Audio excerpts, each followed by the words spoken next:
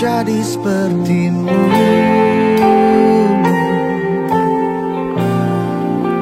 jadi sepertimu.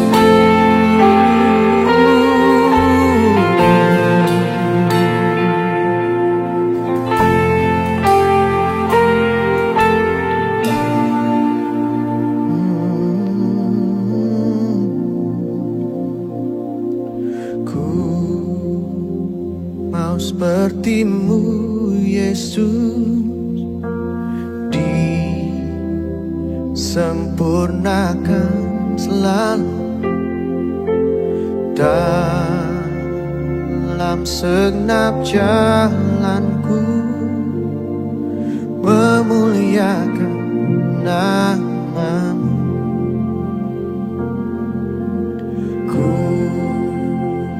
Mau sepertimu Yesus, disempurnakan selalu dalam segenap jalanku, memuliakan namamu.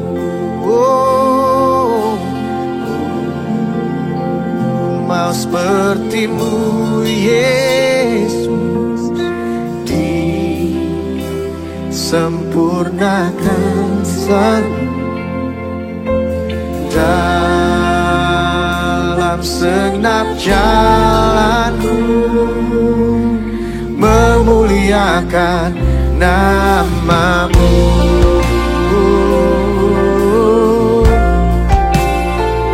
Memuliakan namamu Tuhan, memuliakan namamu.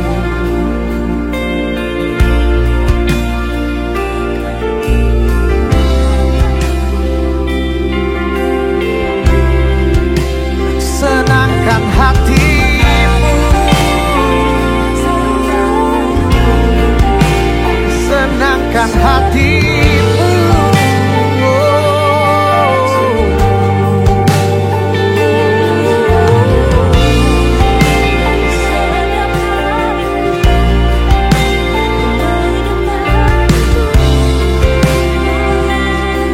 Dengan segenap hatimu, ku mau sepertimu, ku mau sepertimu Yesus, sempurnakan selalu dalam segenap jalanku, memuliakan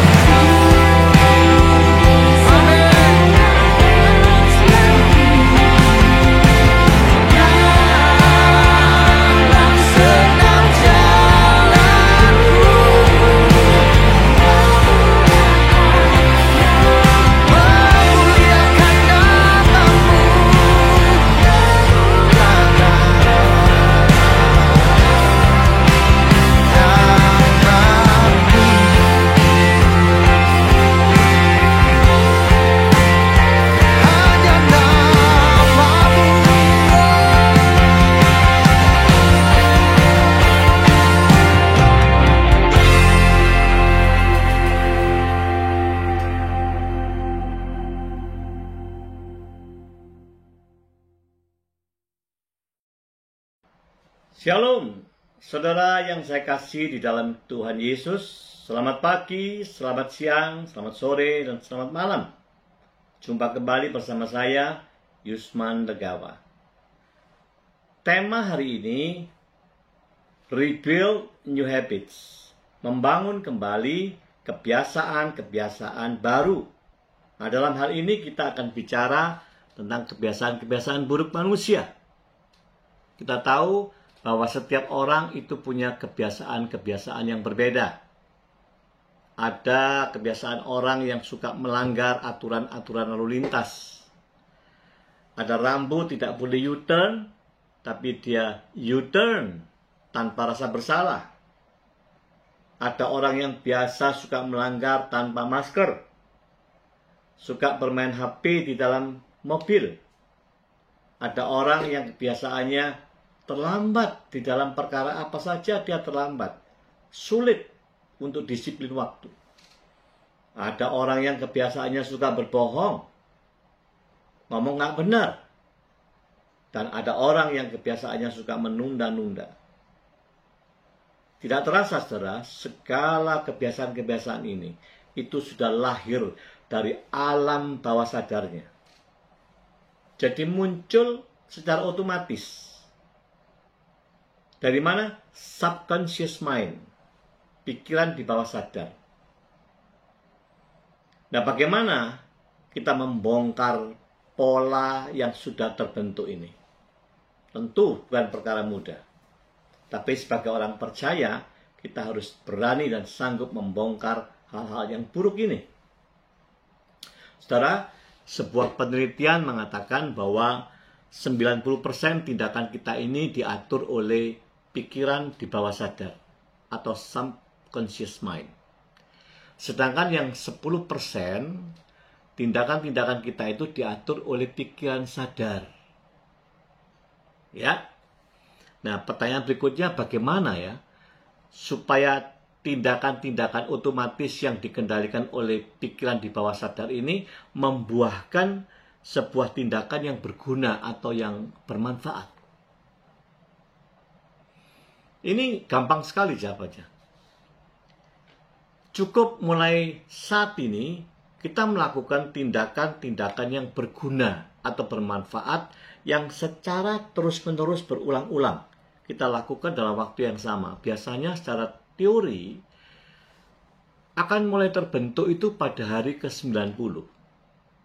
Oleh sebab itulah ada sebuah program namanya 90 Days Program. Itulah program di mana kebiasaan baru orang itu mulai bisa dibentuk. Nah, sebelum kita masuk di dalam pembahasan yang lebih dalam, kita akan membaca dulu 3 ayat firman Tuhan. Yang pertama di dalam Roma 12 ayat 2.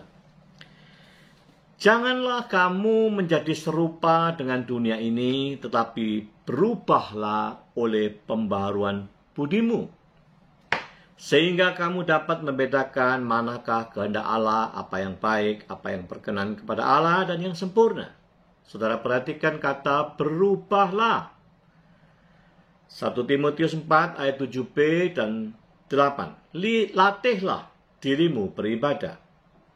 Latihan badani terbatas gunanya, tetapi ibadah itu berguna dalam segala hal, karena mengandung janji baik untuk hidup ini maupun untuk hidup yang akan datang. Perhatikan kata latihlah. Lalu yang ketiga, Kolose 3 ayat 10. Mengenakan manusia baru yang terus-menerus diperbarui untuk memperoleh pengetahuan yang benar menurut gambar Khaliknya. Saudara perhatikan kata terus-menerus. Jadi ada kata berubah, ada kata latihlah, dan ada kata terus-menerus. Ternyata saudara, kita semua ini butuh sebuah proses perubahan yang benar dengan cara melatih secara terus-menerus. Nah, lalu dari mana kita memulai dan bagaimana caranya? Saudara, kita ingat sebuah analogi gunung es atau iceberg. Di mana gunung es yang muncul itu kan cuma sekian persen yang kecil, bagian kecil. Sedangkan yang di dalamnya itu bagian besarnya. Seperti saudara melihat orang yang sukses, nampak dari luarnya dia sukses. Tapi kita nggak tahu yang tersembunyi di dalam, yaitu segala upaya, usaha, komitmen, perbuatan-perbuatan, pengorbanan dia, penderitaan dia, sampai dia terbentuk gunung es yang di atas, yaitu sukses yang bisa dilihat umum. Nah, demikian juga dengan upaya perubahan. Apabila saudara sudah berubah, terlihat oleh orang, tapi orang lain tidak melihat apa yang tersembunyi di bawah laut itu, di bawah segala usaha, perbuatan, pengorbanan, niat, komitmen yang orang lain tidak ngerti bahwa upaya-upaya itulah yang akan membuahkan sebuah perubahan baru. Saudara, mari kita ingat bahwa dalam kehidupan ini ada hukum alam. Dan siapa yang melanggar hukum alam, biasanya dia akan kerepotan. Ya, hukum alam itu, kalau kita melempar barang, benda itu akan jatuh ke bawah. Dan kalau kita lempar ke atas, dia akan naik ke atas, tapi hukum alam, dia akan turun ke bawah. Ya, oleh sebab itu ada hukum yang disebut law of cause and effect. Hukum tabur tuai, ada law of growth, hukum pertumbuhan. Semua di dunia ini mengalami proses. Ada lagi law of repetition. Ternyata juga dibutuhkan hukum yang terus-menerus harus dilakukan secara rutin oleh orang. Lalu ada hukum law of substitution, hukum substitusi. Bahwa dalam hidup manusia ini tidak ada sesuatu yang kosong. Harus diisi. Kalau tidak baik yang isi, yang buruk yang isi. Kalau bukan hitam yang isi, yang putih yang mengisi. Ya, jadi tidak ada tempat vakum. Itulah hukum alam. Dan kita akan singgung di dalam uraian kita hari ini. Saudara, sebagai orang-orang percaya kepada Tuhan Yesus, orang-orang Kristen, maka saudara dan saya dituntut untuk membiasakan hidup sesuai dengan firman Tuhan. Lalu hal-hal apa yang harus kita biasakan? Antara lain, saudara, sebagai orang percaya, kita harus punya kebiasaan berdoa. Kita harus punya kebiasaan membaca firman Tuhan. Tapi juga punya kebiasaan merenungkan firman Tuhan. Nah, 3 ini basic yang kita mau bicara. Lalu ada lagi kebiasaan-kebiasaan lain, seperti biasa untuk diakonia, kebiasaan untuk marturia. Nah, ini semua kebiasaan-kebiasaan baik. Lalu, dari mana kita memulainya? Saudaraku, kita harus ada intake kepada diri kita. Intake yang terbaik adalah intake dari firman Tuhan. Itu intake yang paling sempurna. Di situ ada sumber kekuatan, di situ ada kebenaran, di situ ada sumber energi, ada sumber semangat, semuanya ada di situ. Oleh sebab itu, firman Tuhan kita jadikan sebagai landasan. Lalu kita mulai berani membiasakan hidup ini berkomunikasi dengan Tuhan lewat doa.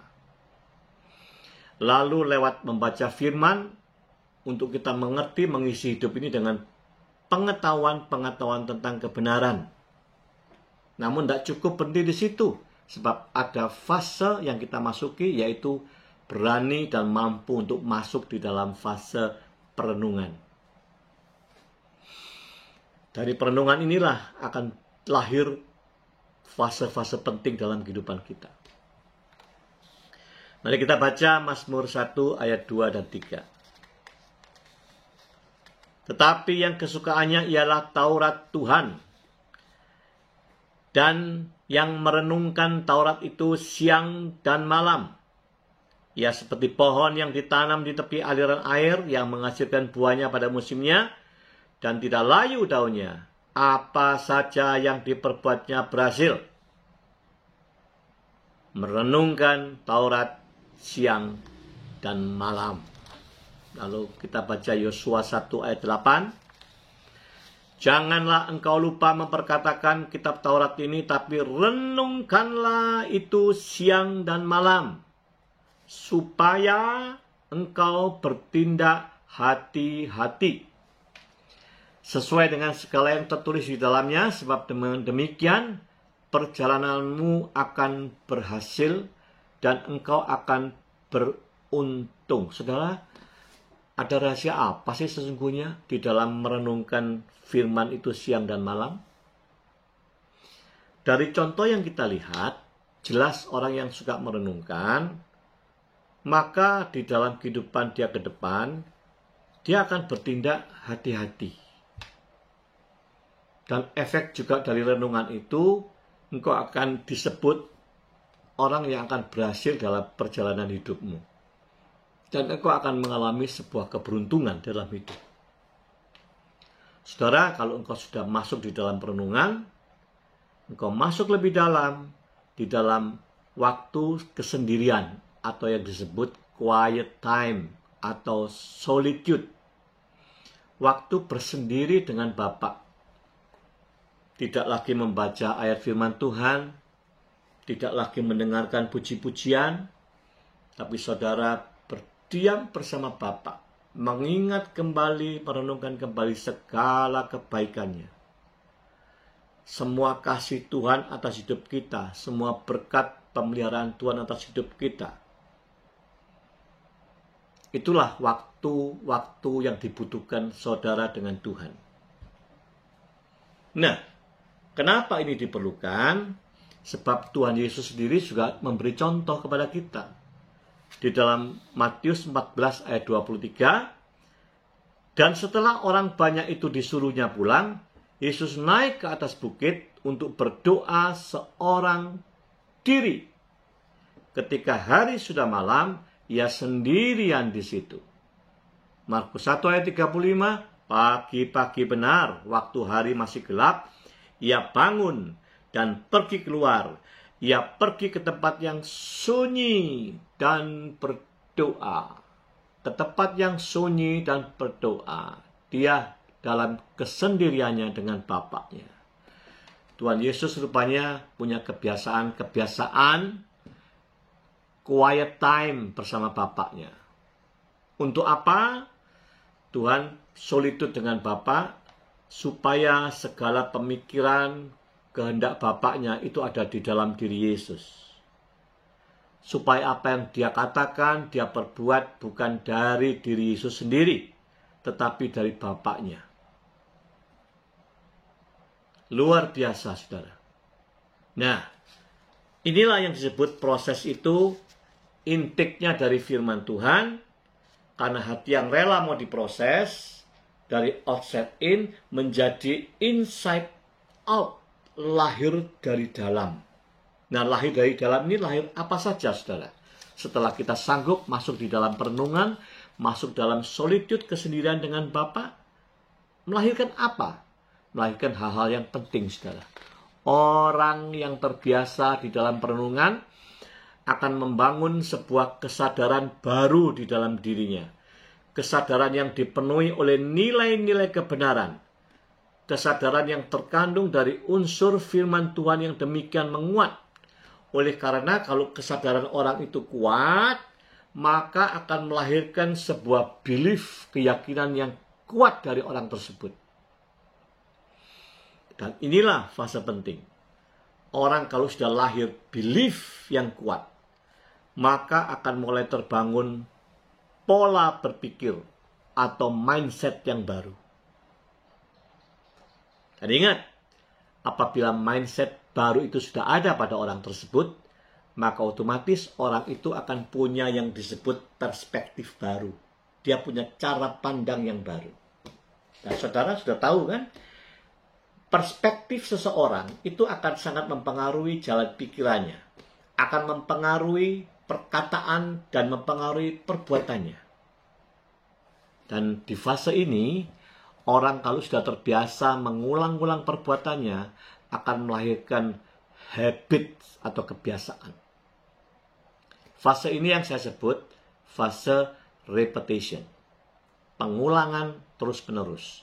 melatih diri untuk mengulang terus-menerus. Saudara, saya akan kasih kesaksian tentang repetition ini, ya. Nah, di dalam perkara apa? Saya akan saksi tentang diri saya sendiri. Saya terlahir sebagai anak laki-laki. Yang saya alami itu mulai SMP, SMA sampai kuliah. Saya punya kelemahan di dalam berkata-kata. Saya orang yang gagap berkata-kata. Sehingga otomatis tidak berani tampil. Takut kalau tampil. Akhirnya tidak percaya diri. Ya. Tapi puji Tuhan, suatu hari ada seorang hamba Tuhan yang melatih, yang mengajar saya untuk berani mulai membawakan renungan, ya, untuk berani berdiri di depan. Lalu saya mulai belajar dari apa yang saya bisa, saudara. Nah, lewat kemauan yang seperti itu, saya sendiri tidak ingat sejak kapan gagap itu hilang. Nggak ingat saya. Tetapi karena hati saya, pikiran saya ingin maju dari segala kelemahan saya itu, maka saya berusaha untuk terus melatih. Ya, terus menerus. Waktu itu agak sulit. Untuk saya bisa tahu bagaimana saya berbicara di depan, tentu harus ada rekaman. Nah, waktu itu jarang kita mendapatkan rekaman-rekaman. Nah, dengan berjalannya waktu, perubahan teknologi seperti ini, sekarang sudah ada sosial media, ada Instagram, ada YouTube. Sangat gampang sekali kita mau belajar di dalam sosial media ini. Kita bisa dengan gampangnya kita mengulang khotbah-khotbah kita. Tapi inilah tantangan orang biasanya itu takut melihat dirinya sendiri tampil dalam rekaman. Orang itu takut untuk mengulang, melihat dirinya, kelemahan-kelemahannya. Tapi justru disinilah tantangan. Kita harus berani terus-menerus melihat, introspeksi dan mengoreksi. Jadi saya beranikan, sudah saya terobos, saya beranikan. Satu khotbah saya itu seringkali mengulang terus dengan mencermati.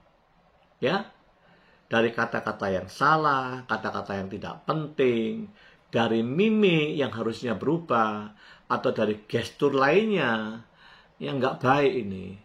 Dan ternyata saudara memang itu tidak gampang, ya. Melakukan perubahan yang kebiasaan itu nggak gampang, ya. Maka itulah saya tidak bosan-bosannya. Akhirnya saya terbiasa, satu khotbah saya berani untuk cek koreksi. Apalagi kalau khotbah itu akan dikhotbahkan juga di tempat yang lain, maka saya akan ulang-ulang terus sambil mencermati. Oh, ini yang harus saya buang. Oh, perkataan ini. Oh, cara berdiri seperti ini yang nggak baik. Ya. Dan itu, saudara, saya susah. Ya. Karena itulah saya merasa sangat banyak kekurangan dalam diri saya ini yang saya harus perbaiki. Dan saya harus punya niat itu terus-menerus. Nah, inilah contoh repetition. Ya, betapa pentingnya repetisi itu. Sebab ini akan melahirkan habit. Kalau itu habit, maka itu akan otomatis. Akan muncul tindakan kita itu dalam alam di bawah sadar kita. Nah, tentu kalau sudah jadi habit, maka mengkristal itu akan menjadi karakter seseorang. Kalau karakter itu sudah terbentuk, otomatis karakter ini akan menuntun masa depan kita. Dan saya percaya karakter yang baik akan menuntun masa depan juga baik. Paham, saudara ya? Jadi kalau saya ulang secara singkat, dari mana langkah pertama? Sumber itu adalah firman Tuhan, tidak ada yang lain. Intiknya harus firman Tuhan. Saudara harus melatih berulang-ulang, membiasakan diri berdoa, membaca firman, merenungkan firman. Di dalam renungan itu ada solitude, ada kesendirian bersama Tuhan. Ya, nah dari titik inilah akan melahirkan kesadaran-kesadaran baru dalam diri saudara. Akan terisi oleh nilai-nilai kebenaran firman. Otomatis itu akan membangkitkan belief saudara. Keyakinan yang kuat ini akan merubah mindset, pola pikir yang baru. Inilah titik penting, orang punya mindset baru, perspektifnya baru.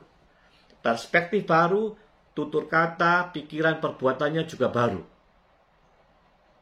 Dan proses pengulangan ini akan membangun habit. Fase repetition. yang harus kita biasakan terus-menerus. Sampai menjadi tindakan yang otomatis. Otomatis yang lahir dari subconscious mind. Dan disinilah akan menciptakan sebuah karakter yang indah dalam diri saudara dan saya. Ya, tentunya ini akan sangat mempengaruhi masa depan kita. Saudara, semua ini kita lalui lewat proses yang panjang, butuh waktu. Sekali lagi, secara teori, memang perubahan itu bisa dicapai dalam waktu mulai 90 hari. Ya, 90 hari pertama. Tapi, dalam prakteknya, tidak ada waktu yang pasti. Sebab tergantung dari respon masing-masing. Ada orang yang rela, bersedia mau diproses, sehingga terjadi perubahan yang lebih cepat. Sebagian orang yang bebal, sulit sekali untuk masuk dalam proses. Seringkali menolak, bandel, ya, sehingga perubahan itu otomatis tidak bisa dipastikan berapa lama waktunya. Saudara, orang lain mengatakan akhirnya bahwa betapa sulitnya ya perubahan karakter itu.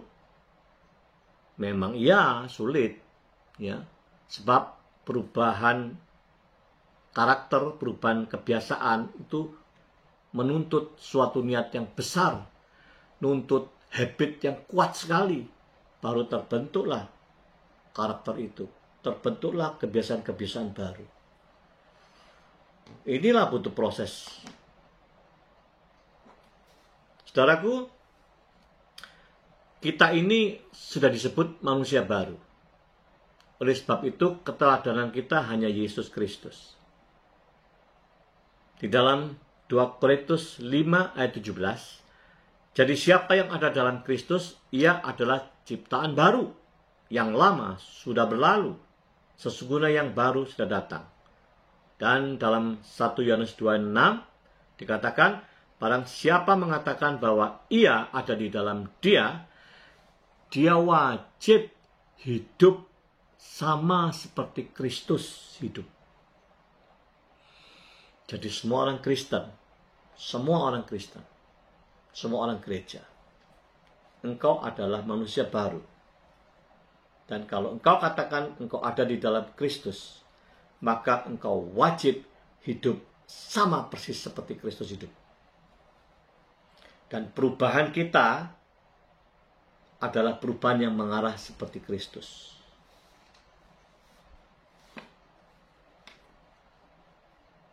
Amin, saudara. Mari kita berdoa. Bapa, di dalam nama Yesus Kristus, terima kasih. Engkau menyegarkan kami, Engkau meneguhkan kami lewat kebenaran firman-Mu, bahwa kami ini manusia berdosa yang kerap kali hidup kami ini terus memiliki kebiasaan-kebiasaan buruk. Oleh akibat dosalah, maka sesuatu yang buruk ini akan melahirkan juga efek dampak yang buruk terhadap kehidupan kami. Oleh sebab itu, Tuhan, inilah waktunya bagi kami untuk kami mau dan siap untuk masuk dalam proses perubahan. Lewat melatih diri terus-menerus sampai muncul kebiasaan-kebiasaan yang baru. Kebiasaan-kebiasaan yang benar, yang membawa kepada kami, Tuhan, untuk perubahan secara total dalam hidup kami. Terima kasih Tuhan, terima kasih Roh Kudus. Ajarkan kepada setiap kami terus di dalam hidup kami. Engkau menuntun kami, memimpin kami, supaya kami ini tidak jalan atas kehendak kami sendiri, sehingga kami ini seringkali boleh menjadi liar dengan kebiasaan-kebiasaan buruk yang sulit terkendali. Tapi biarlah karena Engkau yang ada dalam diri kami, Engkau yang memimpin kami, Engkau yang mengubahkan kami. Jadikanlah kami, Tuhan, hidup dengan hati seorang murid yang mau belajar dan mau diajar. Terima kasih Roh Kudus. Berkati seluruh jemaat-Mu dimanapun mereka berada. Jadikan mereka umat Tuhan dengan perubahan yang sejati. Menjadi anak Tuhan sesuai dengan apa yang Tuhan kehendaki. Biarlah fokus hidup kami, semua orang-orang percaya ini adalah keteladanan Kristus saja. Terima kasih Bapa, dalam nama Yesus kita mengucap syukur. Haleluya. Amin. Saudaraku, sampai jumpa minggu depan. Tuhan Yesus memberkati.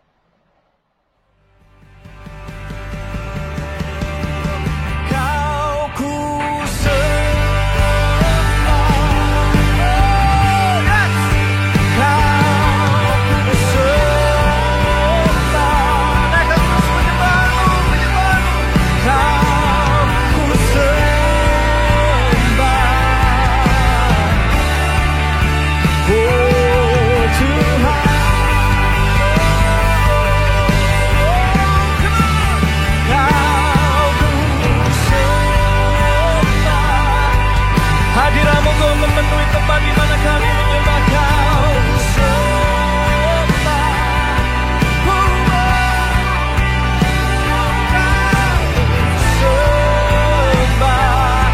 Kita worship ya. Oh Tuhan, sekali lagi. Oh, biar kita menyembah Tuhan bersama-sama. Terus angkat tanganmu, angkat tanganmu.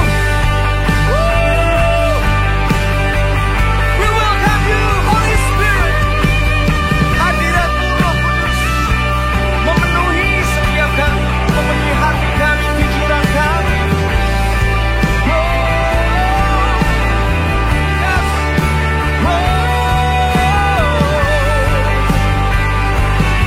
Kami akan tangan kami. Hadirat-Mu yang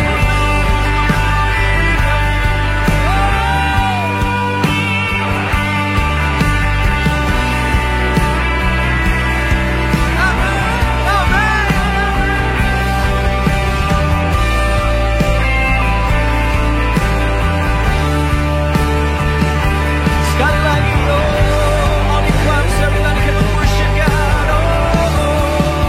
Kau ku sembah. Terus angkat tanganmu, come on worship.